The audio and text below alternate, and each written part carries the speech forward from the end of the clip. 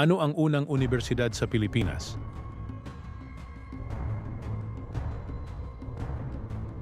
Ang University of Santo Tomas ang unang unibersidad sa Pilipinas. Sino ang tinaguriang ina ng himagsikan?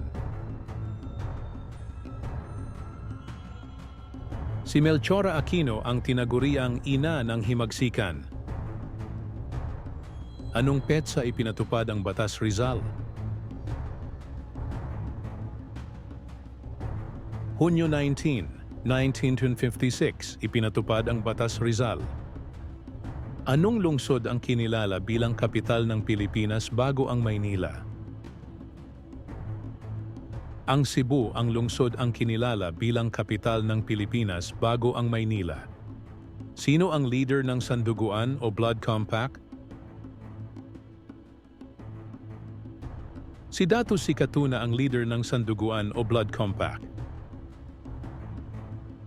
Ano ang layunin ng kataas-taasan, kagalang-galangang katipunan ng mga anak ng bayan, KKK? Ang layunin ay ang maging malaya sa pananakop ng Kastila. Sino ang tinaguriang unang sundalong Pilipino? Si Lapu-Lapu ang tinaguriang unang sundalong Pilipino. Saang lalawigan isinagawa ang unang sigaw ng Pugad Lawin? Sa lalawigan ng Rizal, isinagawa ang unang sigaw ng Pugad Lawin.